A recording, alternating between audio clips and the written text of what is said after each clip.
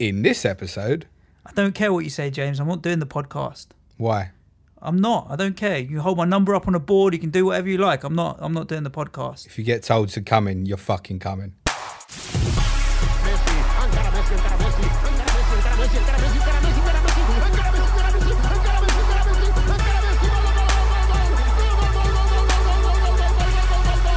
The Fantasy Football Show. Hello listeners, welcome back to episode 47 of Planet FPL, the world where everything revolves around Fantasy Premier League. My name's Serge. My name's James. End of game week 27. 26, sorry. That was good. 27, sorry. End of game week 27. I'm losing track of my numbers myself. We should have known this was a blank game week, right? Why? Well, the scores. Well, yes, but I don't think that the blank game week had particularly much of an impact on the scores. I think it was predominantly down to like 90% of the 90% of the players that people picked as captains blanking. Yeah, nearly everybody. I think the only ones who escaped, anyone who captained Jimenez has had a little bit. Otherwise, everybody's missed it, haven't they? Yeah, they have. I don't feel too bad though. James is a little bit more downbeat than me. Do you want to wrap? Okay, game week 27 over. Yeah, it was the first blank game week, and we will chat a little bit about the City-Chelsea Cup final yesterday because that was interesting in its own right. We'll go through some of the fixtures as well, and we'll talk about our teams.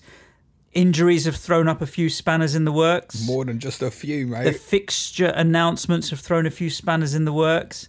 And so this chip conversation carries on. But let's talk about the game week first. Summary of where you're at? Down to 49k. I got 29 points. It's a drop of 13k. I wasn't anticipating a good week. I tweeted on Friday saying anybody hitting 50 this week's going to have a good score. Because when you broke down the fixtures, you looked at obviously Spurs away, United playing Liverpool, the doubts around whether Aubameyang would start. It kind of needed a coming together of West Ham, Leicester, Wolves all to do particularly well, I think, for scores to be higher this week. And I mean, that's the lowest average by the distance, isn't it? Yeah, I mean, two game weeks ago, the average was 65. This week, last week was 57, and then drops all the way down to 35. Well, the average even in the top 1k was only about 40. Yeah, that's mental. Yeah, it's because all the highly owned players didn't deliver. It wasn't a single player highly owned who hit double points. It was only really 5 for Doherty, 7 for Jimenez. If you had those two, you probably had an okay week. If you're like me and have got neither, you've fucked it, basically. Yeah, true. That's it, essentially. Very, very difficult week, and Spurs lost as well. But we'll talk about that. Sure. It's always worse when your team loses as well. No, my team losing is much worse. yeah, true. It's just insult to injury there, or that's the injury, and then this is the insult, whichever way around you want to look at it. I came out not too bad actually in the end. I got 43 points. And it could have been up to 50 as well if I hadn't had a couple of things not quite go my way. Josh King's second penalty. Josh King was a 6-point swing by missing his second penalty. But I had clean sheets from Shaw. So I had defensive points, really. Clean sheets from Shaw and Robertson. And assist for Doherty winning that penalty, getting bundled over. Apart from that, Josh King was my only other player that got me returns. And I only had 10 players play this week as well, which is never ideal. So 43 from that, I was pretty happy with that, and I'll take it. But it should quite easily have been 50. We should have kept a clean sheet against Fulham. We had no business letting a goal in. So Fabianski's clean sheet points should have been there realistically. But across the board, other than that, you could see the blanks, players blanking coming into play, couldn't you? Green arrow, red arrow for you? Green arrow, but it wasn't massive. Like 614, I think I was up to 578. So about a 30k rise. It's not a lot, really. But my score was, just above average. All right, for the week, really. What transfers did you do in the end? I got rid of Angus Gunn, and I brought in... who played at Arsenal. Yeah, and brought in Fabianski. And I got rid of Richarlison, and I brought in Felipe Anderson, and I captained Anderson. Which I hate going early on a captain. I hate having my captain play in the early kickoff or the first game because it really sets the tone. And I had a blank from him He did absolutely fuck all. He didn't do much at all. He didn't play too badly. He it wasn't definitely awful, didn't get the live on TV memo, mate. No, he didn't. And I think he wasn't helped by our formation and the way we set up realistically. But yeah, it wasn't great. My transfer story became very much of a story. People who listened to the last pod would have known I was going to go Maddison and Arnautovic. I ended up going for neither. Yeah.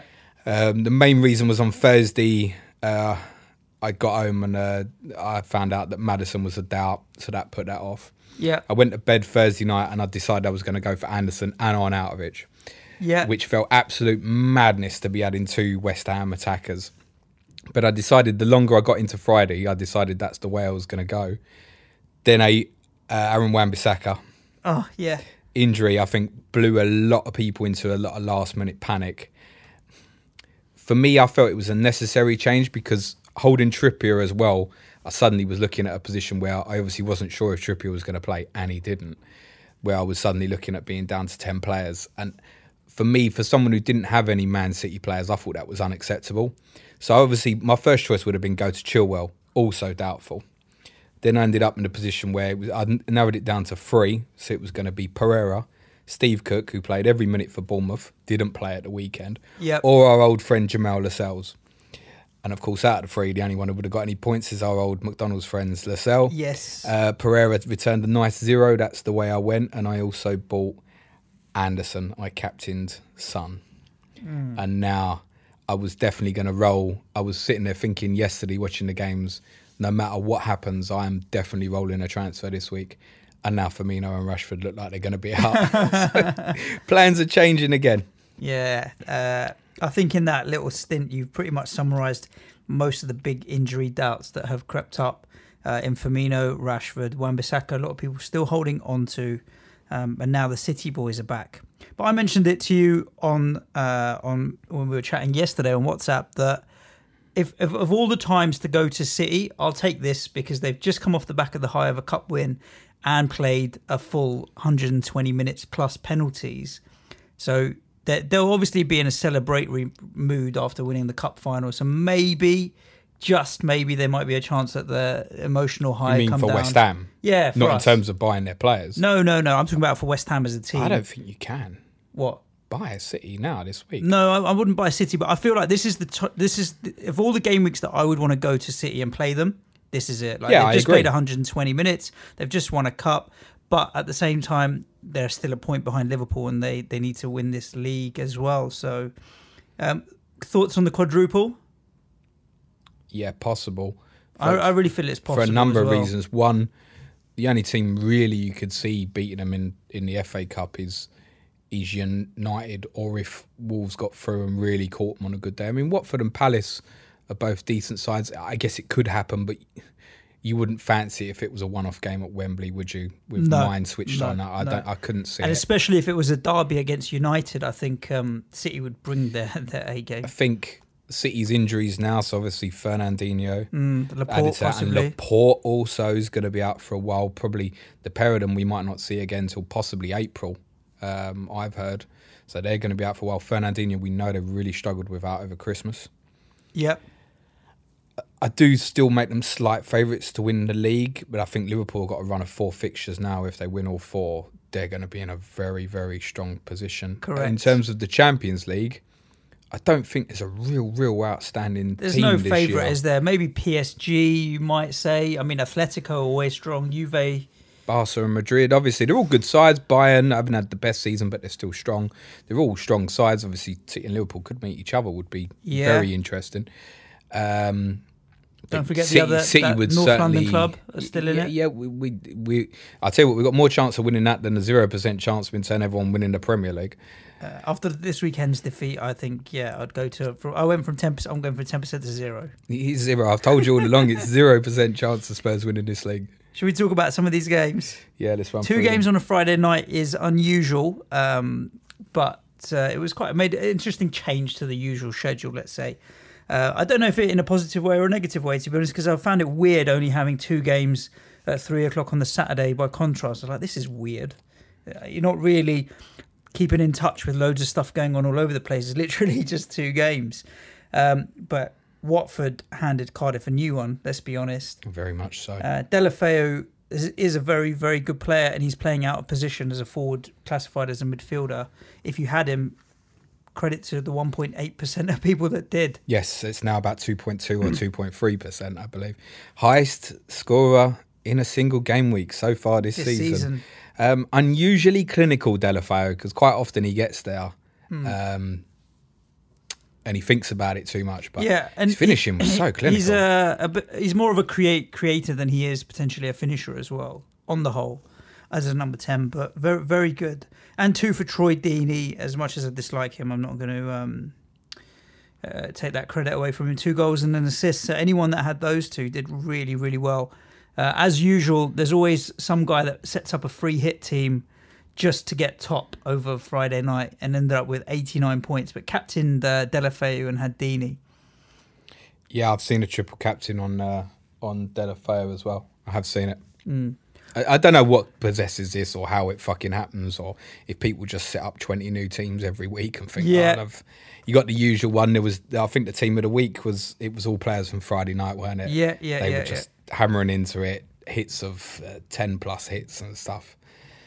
Yeah, great. Each to their own. Delafeu is at the moment. I've other than success, I haven't owned a single Watford player all season.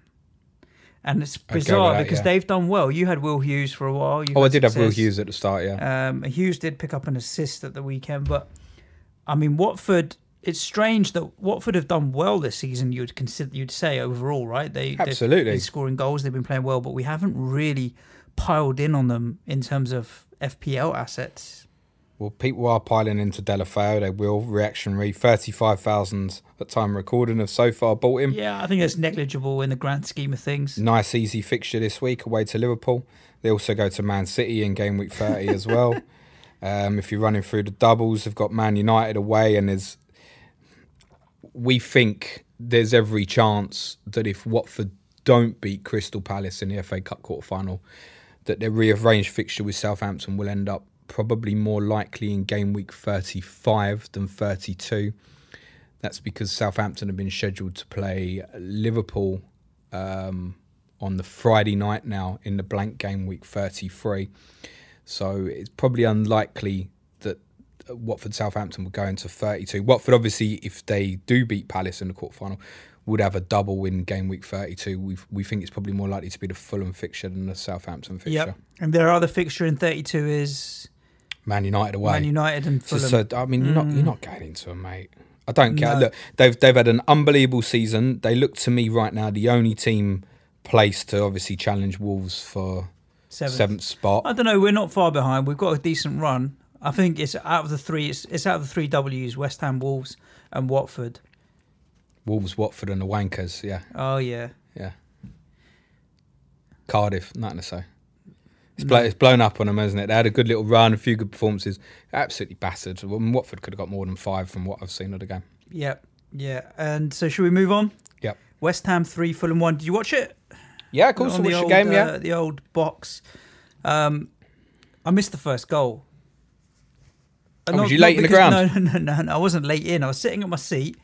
And the game started very sloppy. We were very sloppy. It was literally like... Could have been 3 down in 5 minutes. You missed that as well. And I was like, what? So I saw a couple of the chances. And I looked down. I was literally on my phone checking something or other. I can't remember what exactly I was checking.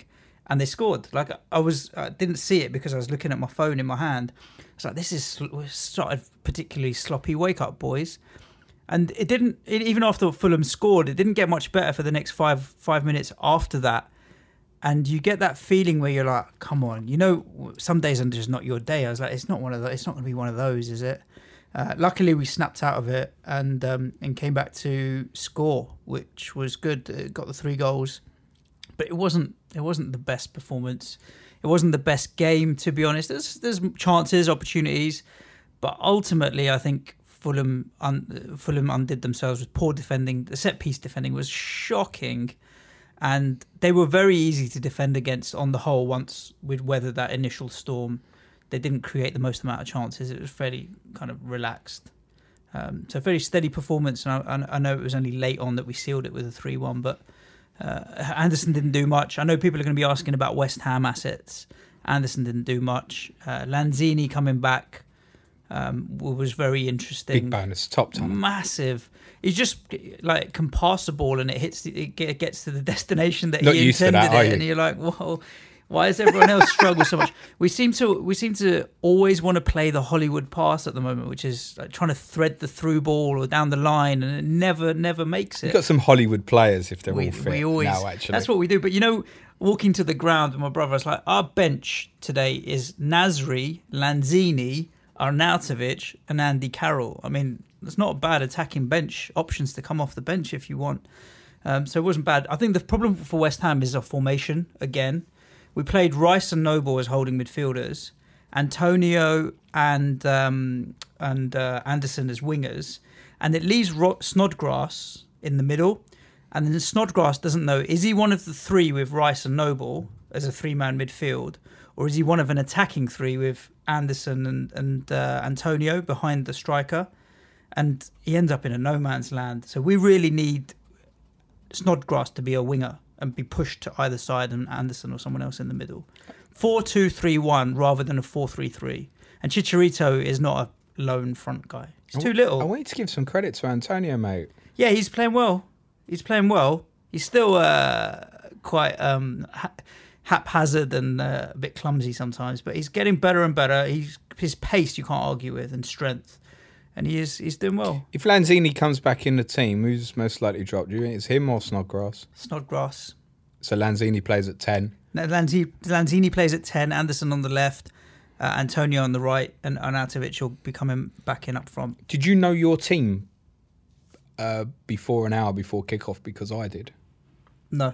There's another reason why I didn't go for Arnautovic. No. So FPL Addict 123, our West Ham correspondent, recommended to me before, ex-West Ham United employee, and I said to you when we spoke Friday lunchtime, I'm going to wait as late as possible if I'm going Anderson and Arnautovic.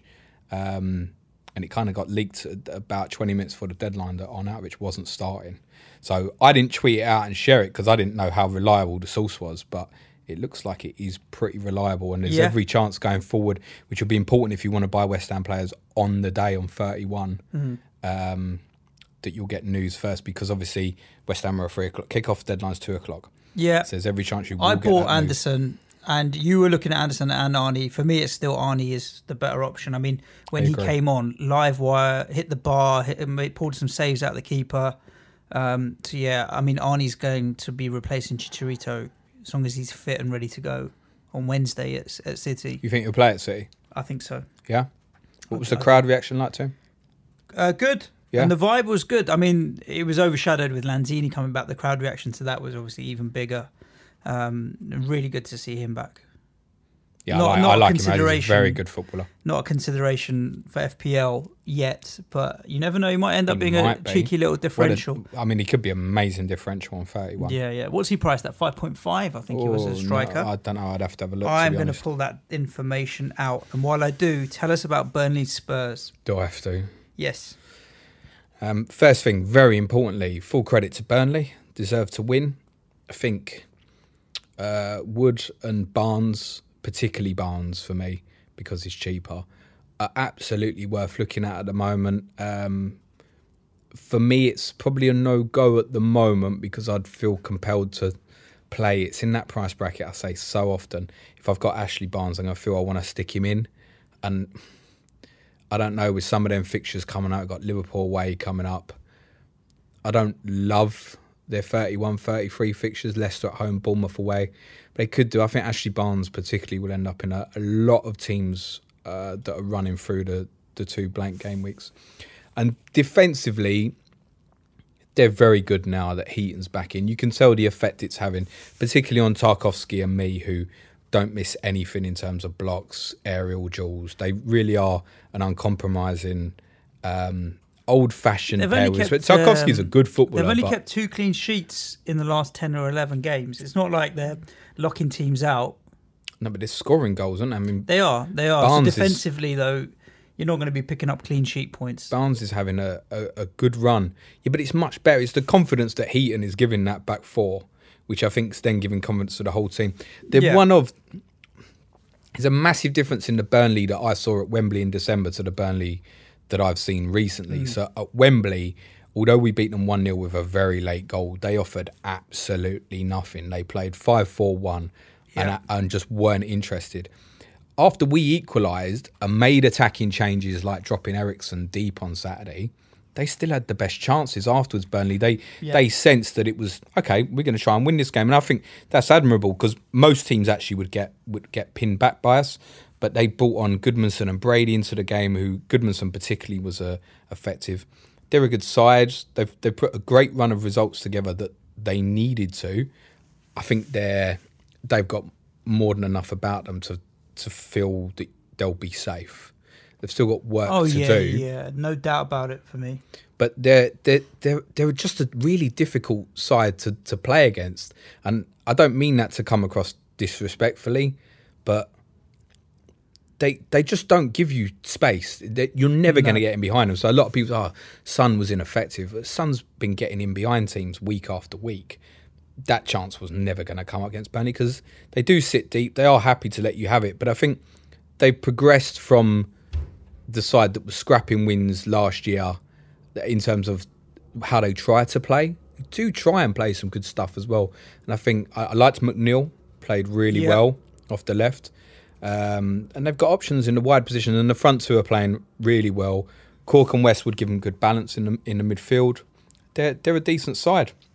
This is the Burnley Loving Show. Listen, you've got to give them credit. I could sit here and just moan and say Spurs were shit on the day, and we were shit on the day, but I think we need to say, no, actually, look, they're 8 games unbeaten, Burnley, and they deserve some credit. Yeah, and from a Spurs perspective, the pub I was in, it's the same shit all the time. Levy ain't spent the money. They weren't moaning about it when we destroyed Borussia Dortmund with half a team 10 days earlier, right? We had a bad day at the office, unquestionably, and Burnley were deserved victors. On Spurs, yeah, the only thing people care about is Harry Kane. Tell me. Fit, no problem. I didn't see the game, but I saw the highlights. Have you seen the shot? Oh, my God. Yeah, well, you think, when you see that, you think, right, someone's in the mood. Someone's really in the mood. And he played really well. I don't think there's another player in world football that can shoot like that. And I even include like Ronaldo in that. His technique is, when he strikes a ball like that, he's so odd. His technique, how he hits it from almost like a straight line and manages to cut across the ball like that. Good shot, and it's awesome to watch. Almost crept in. Has he got into your head and into your thoughts yet? Still 12.4 million is our friend Harry Kane. I say about, you've only got Champions League left now as distractions. No other cup competitions. Well, not at all. We got work to do to finish top 4. So that's what I'm saying. You'll focus on the league, and Kane will be playing week in, week out. I don't think he's going to get burnt out. So I didn't think Kane would start Saturday. I really thought he'd get eased in, but I think it was clear that he was fit. If Kane stays fit, he'll finish top goal scorer. No doubt about it. Expect all the goals to be in April, May. Well, if that's the case, then surely you've got to be buying him for your FPL team. No, I don't look at it with... I'd have to take a hit to get him in before Chelsea away. Yeah, not literally now, but at some point in the next couple of game weeks, surely. I'd certainly be looking on the other side. I think if you're planning through to the doubles, you can. There is a risk with Spurs on the doubles that... I mentioned this. Some of you might have seen the thread I sent over the weekend because I was so hacked off after the game. I thought I'm putting a doubles thread together on Spurs, and I've mentioned that there is a possibility that Spurs and Palace in 31's got to be rescheduled. Correct. And obviously, if Brighton beat Millwall, then Spurs Brighton 33's got to be rescheduled as well. The assumption then is that Spurs will have doubles in 32 and 35. I think there's a scenario where that's not necessarily definitely the case. And that would be if it depends a little bit on the Watford Palace game as well. Essentially, the new stadium's just about ready, is my understanding. But the Premier League wants Spurs to play all the remaining games in one stadium. Now, the authorities don't want Spurs' first game to be a midweek fixture. I think there's a small possibility that Spurs and Palace could be played on the blank game week of 33 if Palace were to lose at Watford. It would mean Palace-Newcastle then becomes a double game week fixture. I said in the thread, it's an out-the-box fault, but until the fixtures are known, in the case of Spurs, don't absolutely, definitely assume that they will have doubles. because the situation with the stadium is very, very complex. Even that Brighton fixture in 33, were it to still be at Wembley, it's the same Sunday as the FA Cup semi-finals. So it's going to get moved again, Yeah, right? true. So something somewhere's got to give. So just be very cautious on the information of Spurs Stadium. I was expecting an announcement Friday. There's still been none. It could be any day that they've got to announce something one way or the other. Bournemouth 1, Wolves 1. I mean, two decent sides. Probably played quite a good game, all intents and purposes. The spotlight is on refereeing decisions and penalties that were and penalties that weren't. In the end, Josh King was my only Bournemouth asset. I'm quite glad I've got Josh King at the moment because there's no imminent return for Callum Wilson, and Josh King's going to be staying on penalties. Despite Dominic Solanke being his strike partner, it's still been Josh King that's getting most of the goals in the last few games.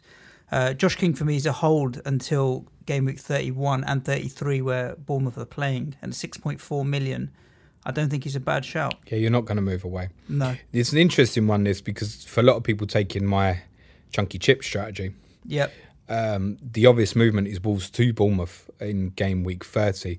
But the two Bournemouth players that I'd love to target aren't playing at the moment, which is Wilson and Brooks. Yeah. In terms of the price range, those are the two I'd really love to go for. Pointers on Bournemouth, obviously Metham played, the fella they bought from Brentford, played at centre-half at the weekend, looked a little nervous, so I would assume wait on news on Steve Cook, but he could get back in. The safest one, if you want to look at Bournemouth defensively, and I've heard a few mentioning it, is probably, unfortunately, it's probably Nathan Ake. And it's unfortunate because of his price at sort of like 5 million. You think, fucking hell, Bit expensive. 5 million for a Bournemouth defender. But those fixtures 30, 31 and 33, if you're ignoring 32, do look really, really appealing. Absolutely. Yep. Okay, interesting. Well, I'm not moving away from Josh King, and I'm not really looking at David Brooks. But from a Wolves perspective, Doherty did play, even though he had a nice little cheeky flag on him. Did he? He had a flag up until Friday. Friday it came off. Oh, you'd been training, I think. Yeah. So there was a mild worry about Doherty, but came on and claimed the assist. I still don't know how I don't have Jimenez or you have Jimenez. Jimenez is one for me. So basically my idea, just to cover it briefly, I got Firmino and Rashford injured.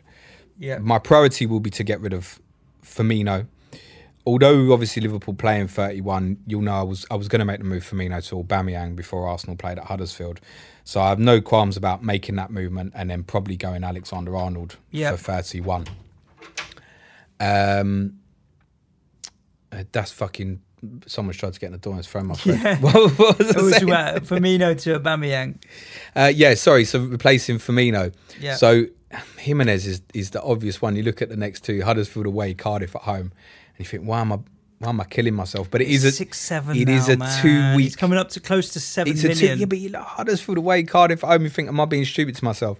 The chances are I'm going Gonzalo Higuain. By the way, we'll talk about that when we come back to Chelsea. Yeah, sure.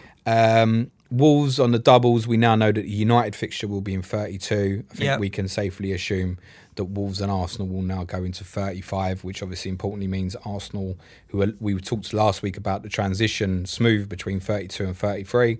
That's now off. Yeah. Let's move on to the other game, which was Newcastle 2, Huddersfield 0. And we've got Newcastle at home next weekend, so after the City game, away game. And I'm not looking forward to it, to be honest, because I think Newcastle played really well. Almiron played really well. He did anything and everything but get me any points for last man standing. Miguel Almiron, not Jose. Who you put out on Twitter. It came across so racist. He did everything but get me points for last man standing.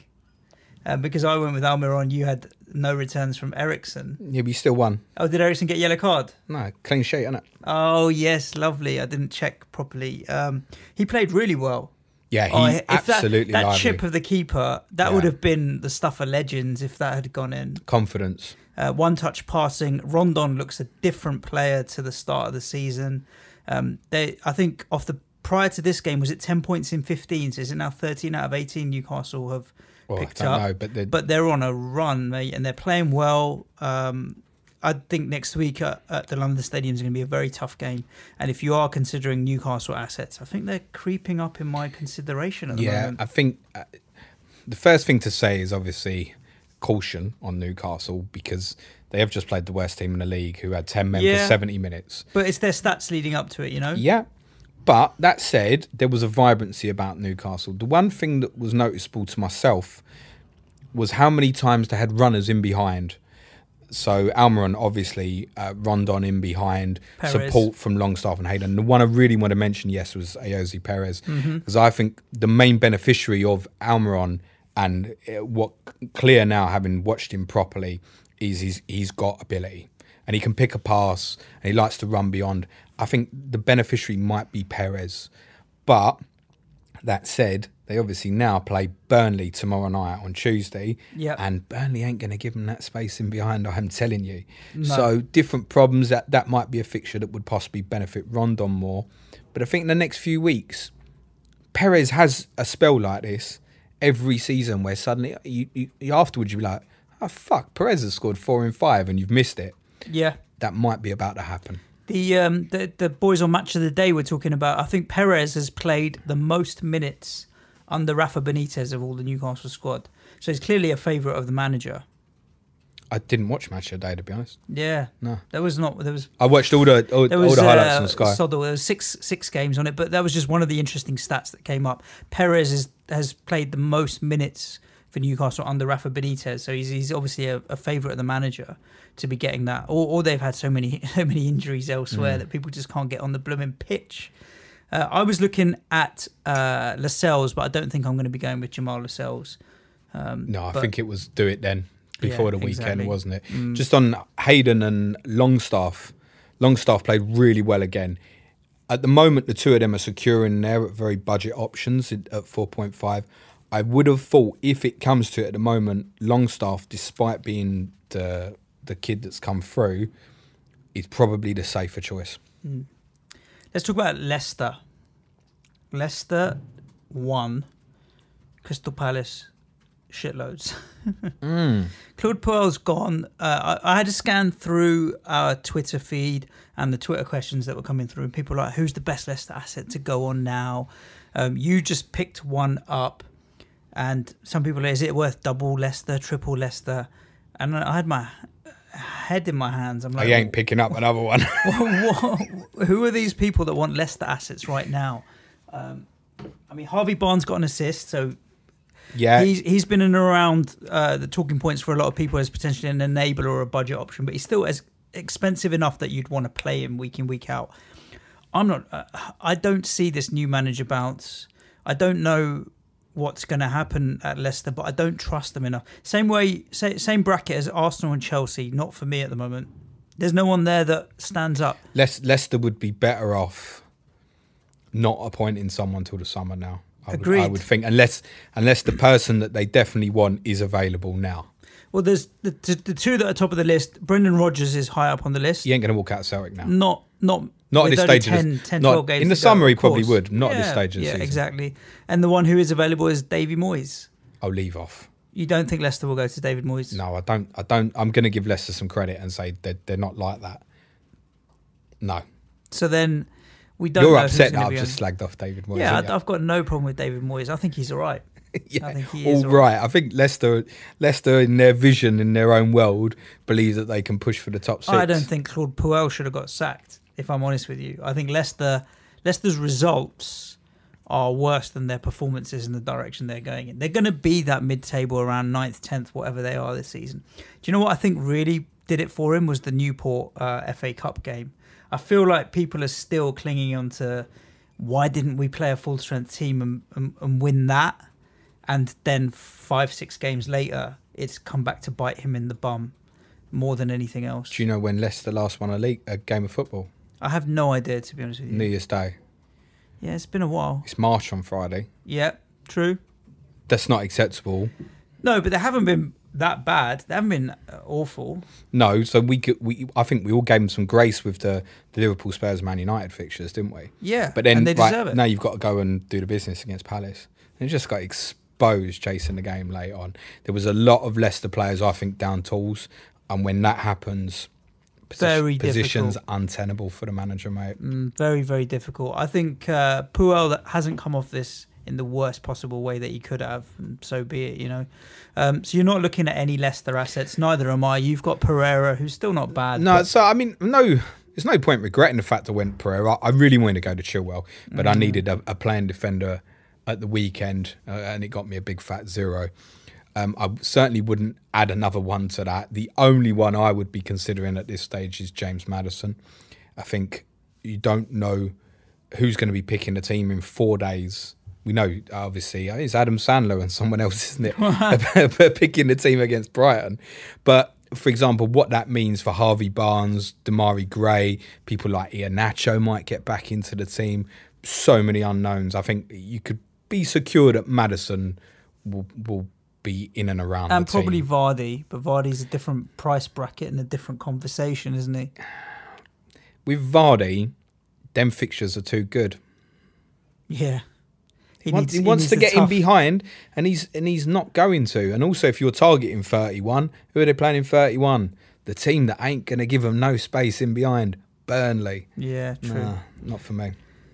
Moving on to the Sunday games. Where do you want to start? Arsenal or United? Yeah, let's do Arsenal 2-0. I mean, again, in our offline conversation, I was like, we need Aubameyang to be dropped or just come off for a 1-pointer. And he did. Thank you very much.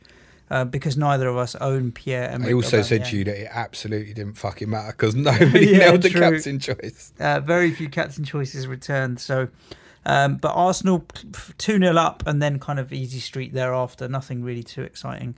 There's a certain satisfaction in knowing that I owned Henrik Mkhitaryan earlier in the season, but it doesn't get many points now. That satisfies you now? Well, he's still a good player and a good pick in my opinion. But he's not. I thought Arsenal would do okay because they did have Ramsey, Iwobi and Mkhitaryan in the team. And when they do have attacking midfielders like that, behind any holding midfielders, whoever they put in terms of Torreira, Xhaka, whatever it may be, they're okay and they need to play with creative attacking midfielders, which they did. 2-0, business as usual, straightforward. Yeah, I think we obviously with Aubameyang missing out yesterday, you can probably feel safe that he will play at home to Bournemouth on Wednesday, and he certainly is a captaincy choice. I do think there'll be rotation again, obviously ahead of the fact that they play at Wembley on Saturday lunchtime. The standout for me, having watched the highlights by miles, was Kolasinac. Jesus, I mean, he really does just bomb on, doesn't he? I think defensively he's pretty toilet, and I'd love to see Spurs play with Son and Lucas on Saturday, with Son on the left getting at Lichtsteiner and Lucas on the right forcing Kolasinac back.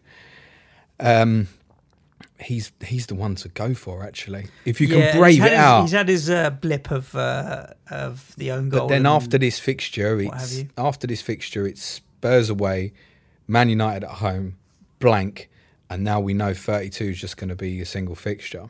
So I don't think, unless you're diving in for an immediate one-game return, I don't think you're looking.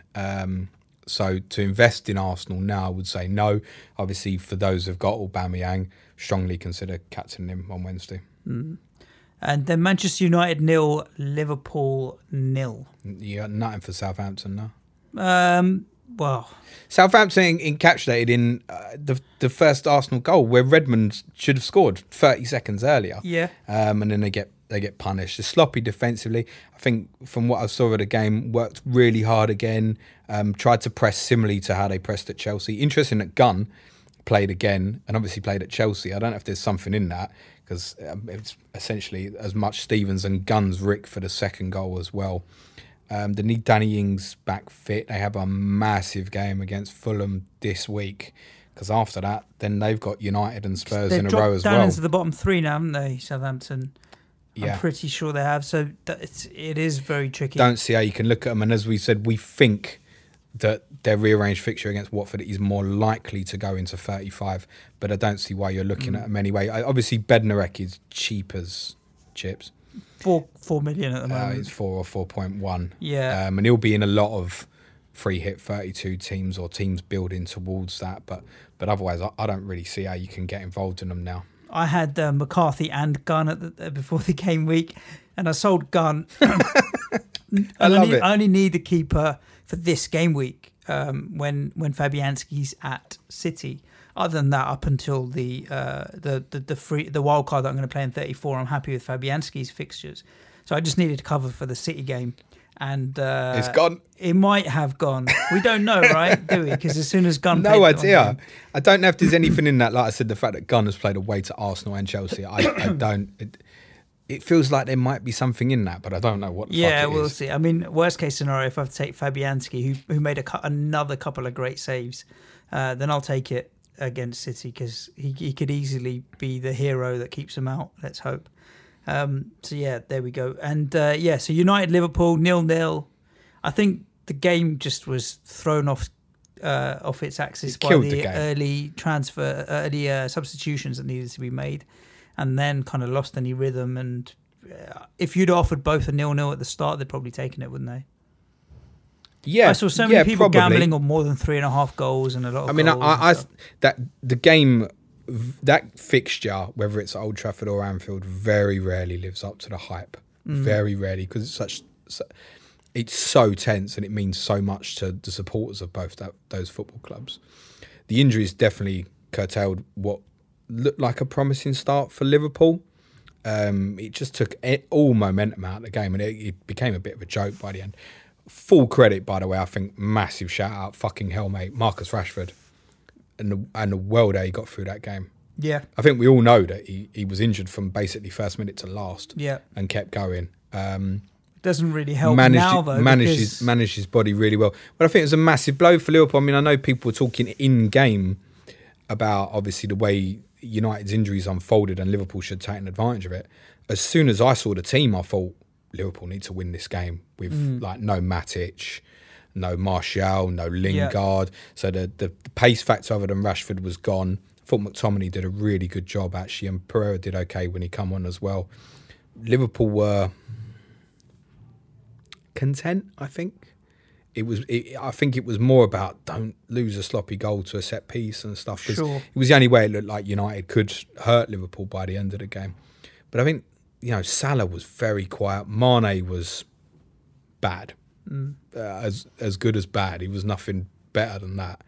And Firmino's injuries are a blow, because he's the link-up player. Absolutely, which allows Salah and Mane's run-ins. Sturridge and Origi offer different threats. I think it's more likely Salah goes for the middle and Shaqiri plays on the right, I would have thought.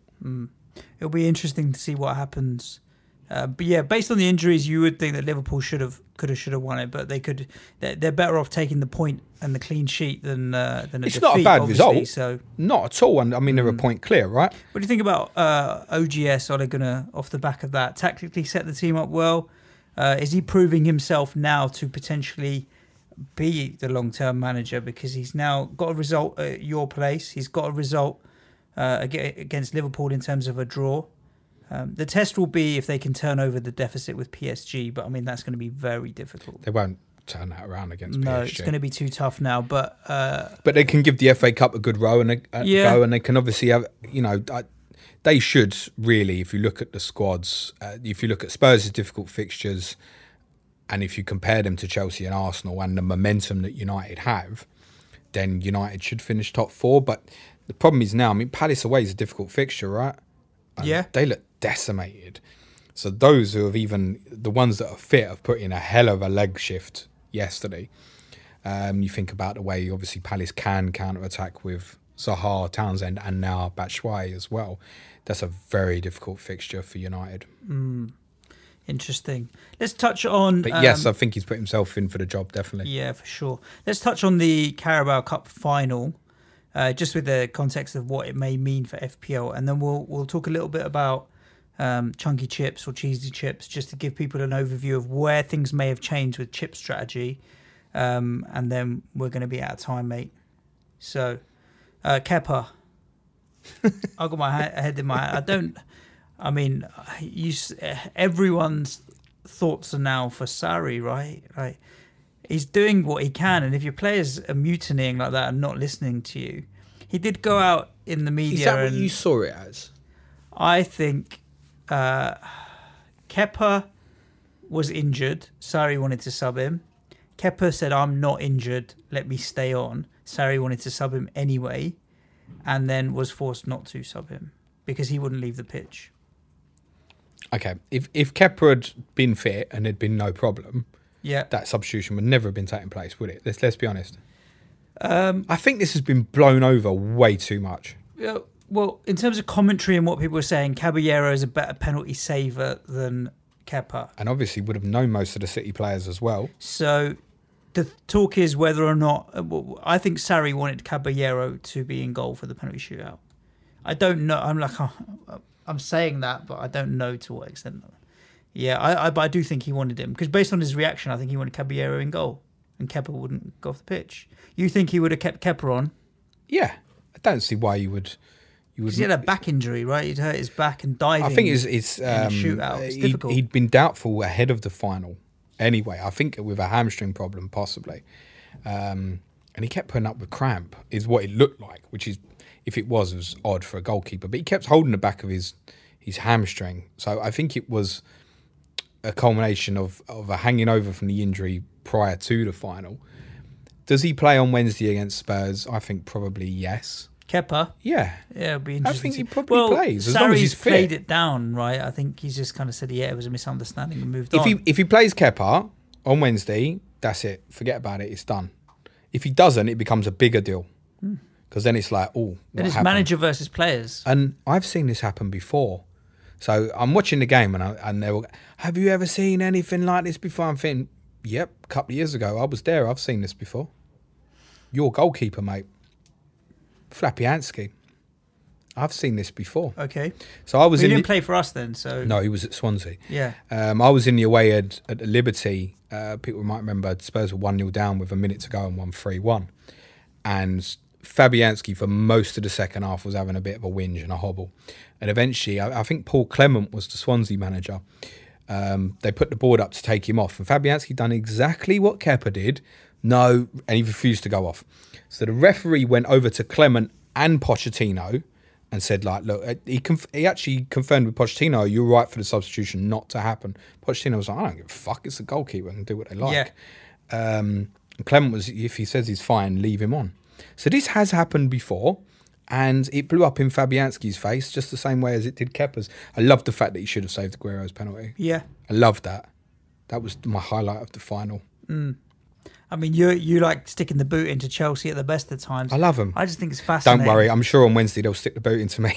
Yeah, I have no intention of going near Chelsea right now.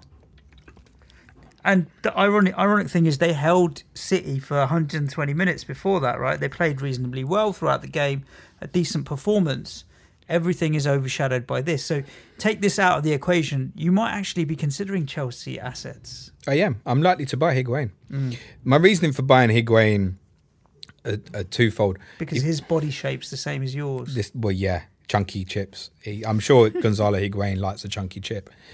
When looking at replacement for Firmino for me, so I'd rule out Aubameyang because it's a 1 week punt. Yep. And I'm captaining Salah this week. So for me, then to have him for the Spurs United fixtures and then blank single phase, I don't really want him. Aguero I'd rule out for now because it's after 120 minutes and the way his body's been over the last few years, can you be sure that he's going to play? No. Kane, for the same reason as Aubameyang fixtures, don't want to go there at the moment. And then it brings me on to Higuain. Now you say, all right, why are you bringing in Higuain before Spurs? For me, it answers a problem that I've had for weeks, which is finding a viable captaincy option for game week 29. And if I get him, I'll captain Higuain away to Fulham on Sunday is important. There's 4 days gap. So I'd be confident with him only being an extra time substitute. He's got to play against Spurs. He'll play against Fulham. There's another 4 days before they play in Europe. So if I get Higuain now, which gives me a forward for the midweek fixtures, because at the moment with Firmino, Rashford and Success, I've got none. I get him in, I play him. I'll probably play 4-5-1 or 5-4-1. I'll have a full team, and then I'll captain him at the weekend. I'm not considering any differential. Higuain. I need a differential as well. Yeah, well, we all do. I think we need to break away from the template a little bit. City did as City do, very clinical. Amazing what difference in the camps there is. But I mean, 120 minutes. I think people who have moved away fully from City, yourself included, they are going to score some goals in the next few games, and so it's worth sticking with one City or two City assets. I'll stick with what you've got. I've got Leroy Sané. I've got no intention of selling him before game week 30. Who are you captaining this week? So the midweek, game week 28. At the moment, I've got the armband on Mo Salah. Only because I think...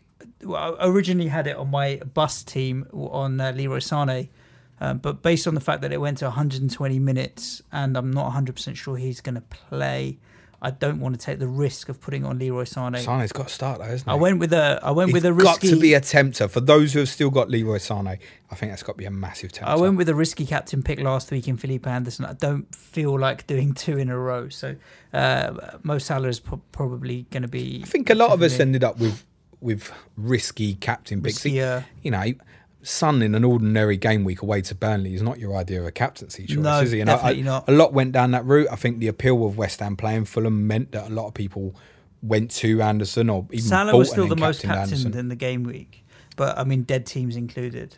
For me, Salah's record in the big games lent straight away that was never a consideration for me. Ironically, it would have been the best choice with the 3 points. Yeah. But no, it was never a consideration. And I think a lot of people like myself had the plan for this was going to be a massive problem week and Aubameyang was going to be the obvious choice. And then obviously Lacazette's red card in Europe absolutely threw that out. And then bizarrely, Aubameyang played the 90 minutes when he didn't need to on Thursday. And he just blew it. And you kind of knew that he either definitely wasn't going to play yesterday or he wasn't going to play against Bournemouth on Wednesday. There was no way he was going to play 90 minutes. No, I agree with you on that. So... let's talk a little bit about chips and where everything has moved on. The ultimate thing is, so we now know a few things and there's still a lot we don't know. What we do know is that Manchester United and Manchester City's rearranged fixture is in game week 35, which is a double game week. Whereas it potentially could have been in 32, we know it's in the second double game week. What we also know then is that Manchester United's rearranged game with Wolves drops into 32. And from what the Premier League was saying, they don't want to announce the rearranged game week 31 fixtures as late as possible, preferably after the FA Cup quarterfinals. After game week 31, there's 2 weeks between 31 and game week 32 because we have a nice international break, which kind of sort of might just be enough time to announce some fixtures. However, you'd think by that the preference would be as many of the 31 rearranged games to go later in the season to 35 is the general thought process. I'd sent the thread. I take it you've seen the thread. Yeah. That I tweeted. Yeah. So there is a worst case scenario where I think there's only 3 doubles in game week 32. It's a worst case. I don't think it will come to that. I think there'll probably still be 4 or 5. There is now every chance that 35 will have more doubles. What it's done is, and I can't really understand the logic behind waiting on some of the doubles because some of them can get announced, but we can make some assumptions based on just the arrangement of the City United games. So Wolves and Arsenal now has to go into 35. As we said previously, means no double for Arsenal in 32. We can also assume that if City beat Swansea in the Cup, that their rearranged fixture with Cardiff will now have to go into 32. That means a 32 double of Fulham away and Cardiff at home. I suggest that those who are thinking bench boost 32 and triple captain 35 give strong consideration to turning that around. The triple captaincy options look like they're going to be a lot better in 32 if you're taking that path. And I think we've worked out that Chelsea and Brighton will almost definitely go into 32 as well. Mm-hmm.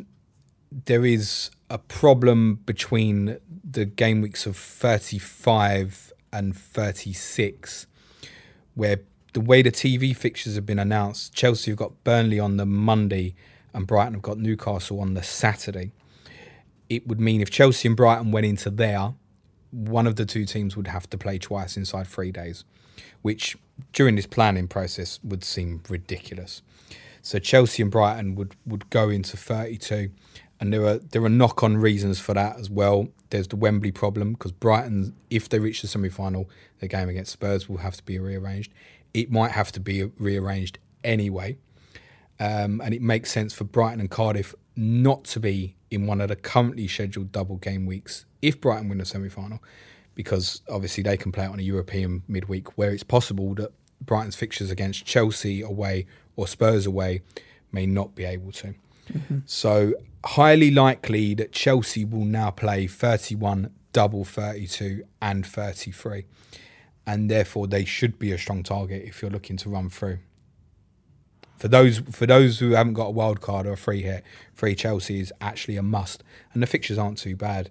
So Chelsea would have Everton away 31, 32 double would be Cardiff away, Brighton at home. It's another possible triple captain option I would suggest if you look at Hazard, Higuain, and then West Ham at home 33.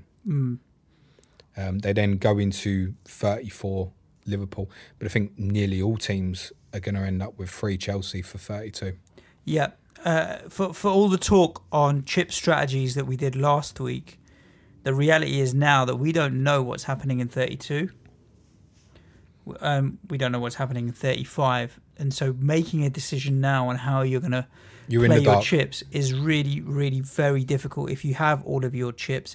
The chunky chip strategy, which was the original strategy, is work towards playing your way through 31 and 33 with a chip in 32 and a chip in 34 and a chip in 35 is by far and away gives you the most visibility that you can. I ended this game week with 5 available in game week 31, and I've got 5 transfers between now and then. So I'll end up with 10 in that game week and then 11 in 33. However, I maneuver it. I'm happy with that. And then I'm not going to decide my chip strategy until after the game week 31 when the fixtures are announced. I can either then wildcard in 32 or free hit in 32 and vice versa, and then bench boost in 35 or even bench boost in 32. But the reality is it's going to be one of the free hit or wildcard chips in 32. But I'm not making that decision until then. But what I'm definitely doing is working towards getting 10 or 11, if I take a hit, outfield players ready to rock and roll in 31. Yeah, I'm not too fussed about 31 at the moment. I'm obviously working towards it, but you could say I could get Higuain in for Rashford because I've got a couple million in the bank and leave Firmino and wait. My reason not to is I'm not that convinced, I'm that bothered about having Firmino for 31 anyway. And also, one thing which has been mentioned but not often is, on 31, hits are absolutely fine. If you're removing, say, a Wolves player, let's take the case that for some reason you've got Doherty, Dendoncker and Jimenez. Let's say you've got 3. Or there will be some who've got Patricio, Bennett. There will be some that got 3. And you know factually that they're not going to play in 31 and 33. Taking a hit for a Bournemouth player, for example, that's playing 31 and 33, you're going to get it back in appearances. Yeah. So if I get to 31 and I've got 7 players, I think almost definitely I would take a minus 16 and do it because at worst case I'm getting them points back. Yeah, essentially nothing to lose. So yeah, even more reason. I know what you're saying about maybe wildcard in 32. I just hate the fact that the 2 doubles are going to look different. So if you take the fact Arsenal are going to be in 35, Chelsea are going to be in 32, they're not both going to be in both. I agree with you. That's why I strongly look at 2 different teams. Free hit 32, wildcard 34, preparation for a bench boost in 35 is still the strategy to go down and will suit most people who have those chips left best at the moment. Tricky part of the season coming up, so there you go with that. Anything else to add at the moment? No, don't panic. Most people have had a shit game week. Yeah, so everyone has. It's not really... It is what it is. Time to be jumping out the window. Yeah. If you haven't got your chip plan yet, feel free to listen back to last week's because it won't date. But obviously, we have now got more information on There's only 3 types of chips we recommend now. When I say Chelsea will double in 32, that's not 100%. We're just working on a probability of likelihood. So, for example, let's say that Brighton don't beat Millwall. And their doubles are Cardiff and Brighton's doubles would then be Cardiff and Chelsea. Assuming Man City beat Swansea, Cardiff and Man City has to go into 32. So therefore, Brighton and Cardiff would have to go into 35, leaving Chelsea and Brighton in 32. There are so many pointers that point towards Chelsea and Brighton being in 32. And the strong advice, in spite of what's happening with them at the moment, is if you're running through, they should be your target now. Interesting consideration there. So this is just a quick pod this Monday, because we've got a deadline less than 36 hours away now, so it gives you a chance to have a listen. It's only an hour of your time, so we haven't gone into any Twitter questions or any specifics for game week 28. If you possibly can roll through, sometimes it's better not to make rushed decisions in this kind of 24-48 hour period.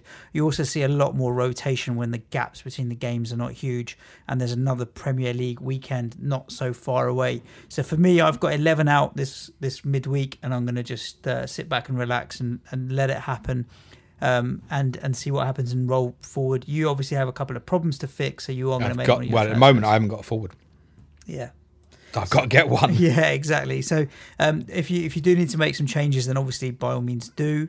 But other than that, just kind of take it easy, don't stress out too much. And we'll be back Thursday. We'll be back on Thursday when we'll get into some Twitter questions and a little bit more, because we'll have a little bit longer before the next game week deadline.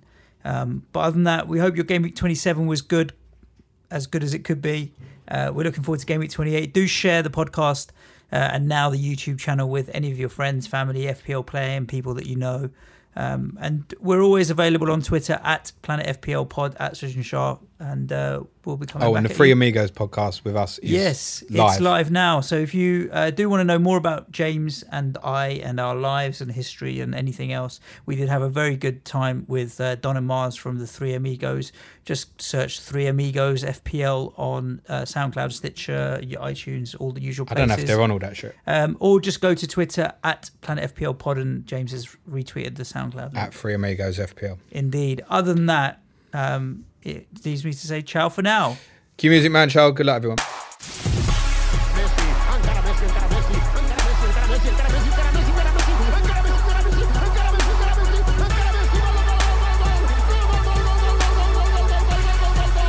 The Fantasy Football Show.